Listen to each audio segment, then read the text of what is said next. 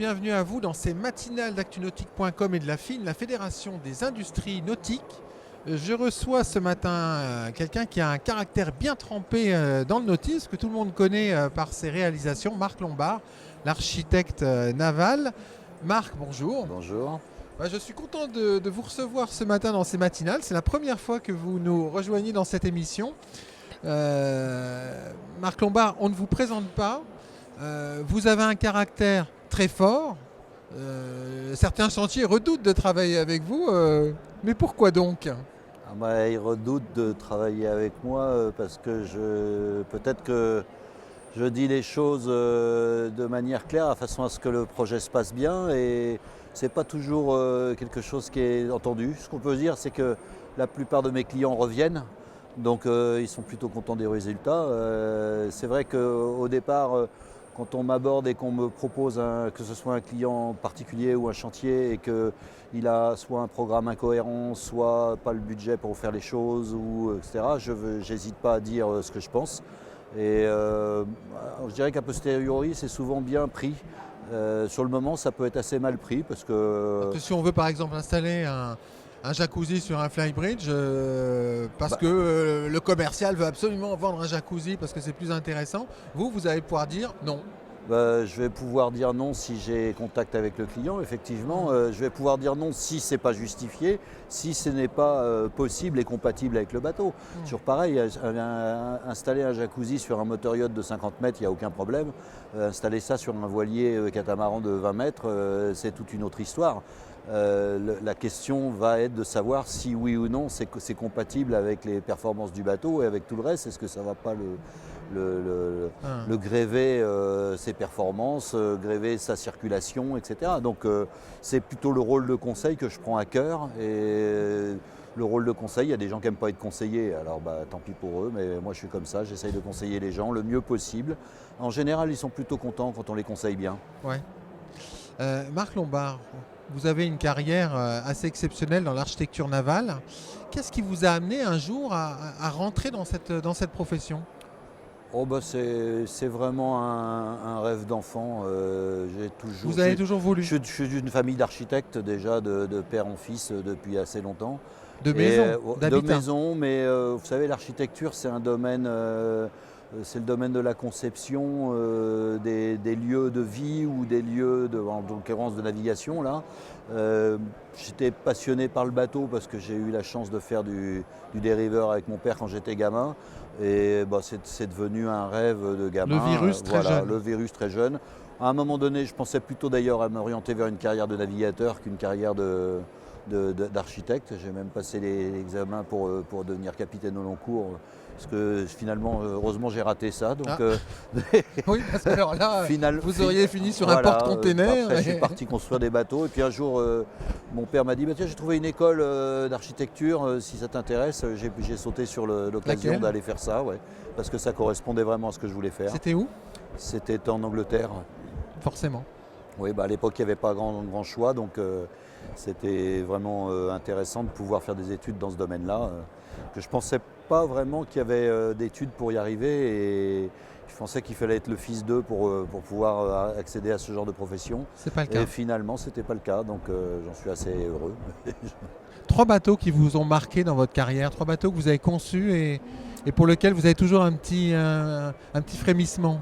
Il y a, je dirais, je suis content du succès du Figaro 2 par exemple, qui est un bateau qui est, par plein d'aspects, était un bateau compliqué à faire, qui n'a pas été reçu à l'origine très bien, mais qui s'est avéré après 12 ans de carrière être un très bon bateau et sur lequel on a, là aussi, vous parliez de mauvais caractère, on a beaucoup défendu notre point de vue. On a été soutenu par la classe Figaro à l'époque. Et un peu contre vent et marée, on est arrivé à faire le bateau qu'on voulait en collaboration avec le chantier Beneteau. Et non, ça c'était un très bon souvenir de Qu'est-ce qui réussite. posait problème à l'époque comme aspect spécifique que vous avez dû vendre ? C'était juste qu'au départ, Beneteau n'avait pas fait le choix de travailler avec Marc Lombard. J'ai été imposé par la classe. C'est quelque chose qui n'a pas été bien vécu à l'époque par le chantier. Aujourd'hui, ça s'est très bien arrangé puisque je travaille avec eux en bonne intelligence et on s'entend très bien. Donc, mais ça a été compliqué sur le moment, il n'y a aucun doute. Un autre bateau sur lequel j'ai beaucoup aimé travailler, c'était les multicoques et monocoques de course IMOCA et Orma. J'ai de très bons souvenirs sur la collaboration avec Catherine Chabot sur Whirlpool, Ouais. avec Lionel Lemonchois aussi, qui était son second à l'époque. J'ai fait aussi j'étais très content de travailler aussi sur les grands multicoques. Évidemment, je pense au tout premier dessin que j'ai fait qui s'appelait Carcadélac avec François Boucher. C'est le bateau qui m'a fait connaître et sur lequel on avait amené énormément de nouveautés, donc les foils rétractables, un bateau léger, un bateau en composite, ça c'était assez nouveau.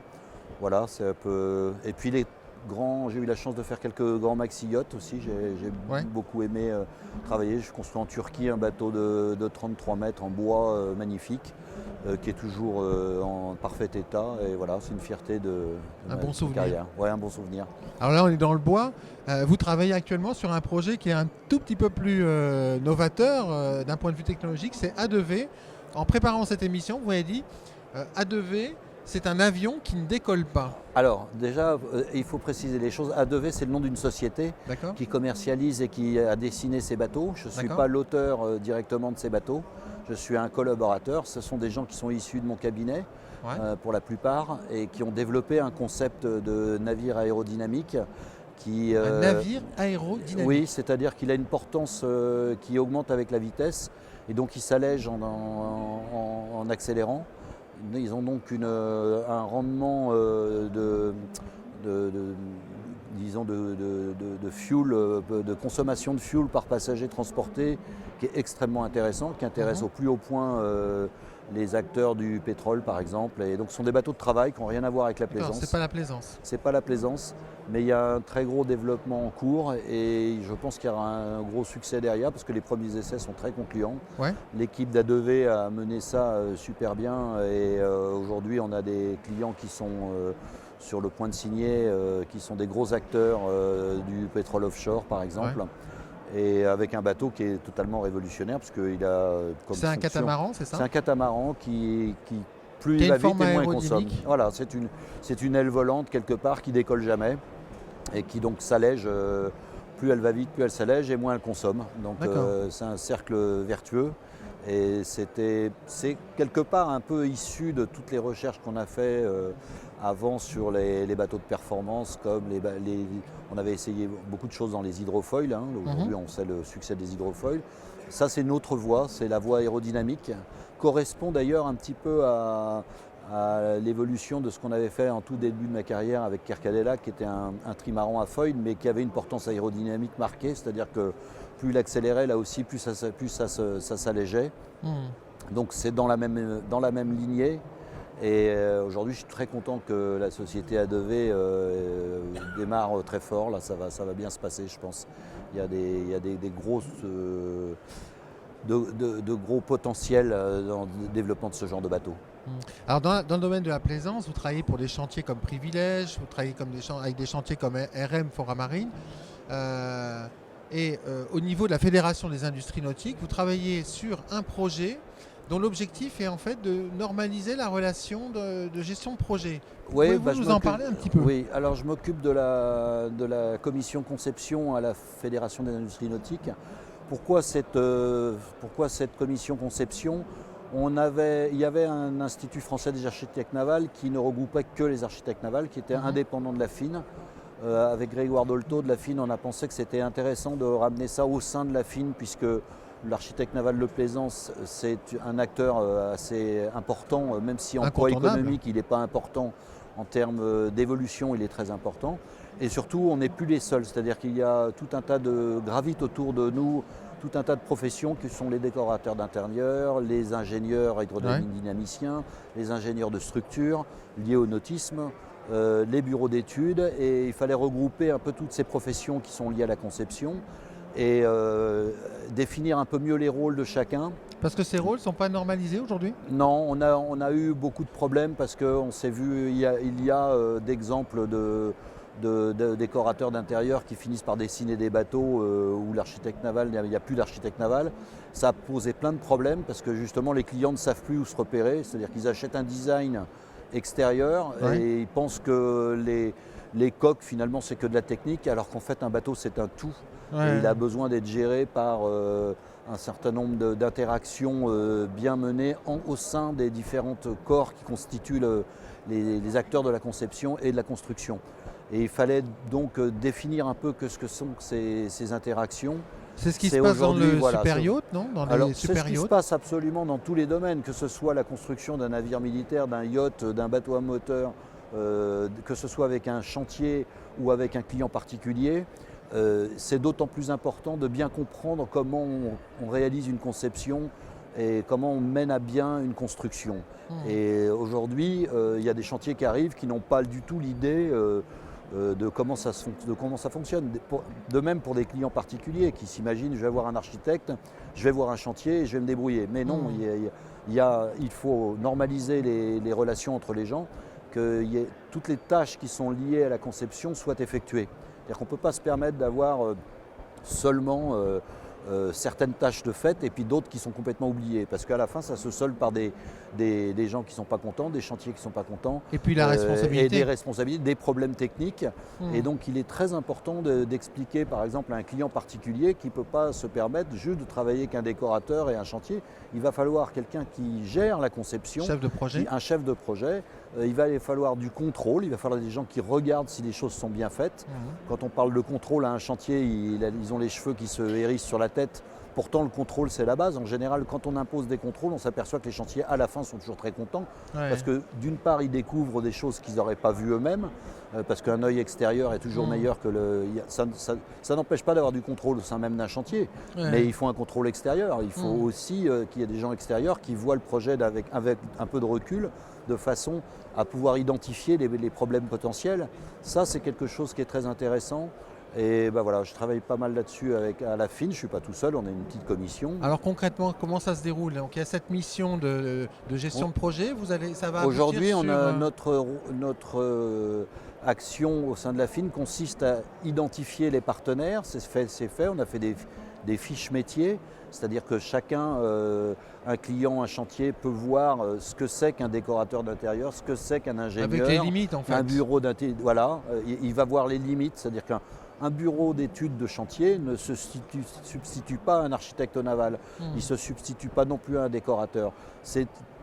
Tout le monde a un rôle important, il faut juste définir comment on travaille ensemble, qui fait quoi, ce n'est pas du tout une chose facile. La deuxième chose, c'est d'identifier toutes les tâches nécessaires à réaliser pour la construction d'un bateau jusqu'à la fin, pour le mettre à l'eau et que le client soit content. Et ça va du rôle de conseil à l'expertise, à la gestion du projet au jour le jour, bien sûr à son architecture, sa décoration, etc. Mais tous ces rôles-là, il faut définir dans quel ordre ils se font.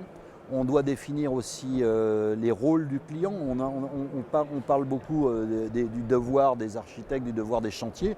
Le client a des devoirs très importants et souvent il n'est pas au courant. Le devoir de choisir est quelque chose d'absolument pas facile pour un client. Des fois on pose des questions au client, il faut que vous choisissiez et puis il faut choisir à certains moments clés de la construction. Quelqu'un qui choisit ses fournisseurs beaucoup trop tard, ça engendre des problèmes immenses. Parce que les fournisseurs n'ont pas les mêmes matériels et que quand on les installe à bord, si on veut pas redessiner 5 fois le plan des cadènes, il faut savoir quel est le fournisseur de gréement suffisamment tôt.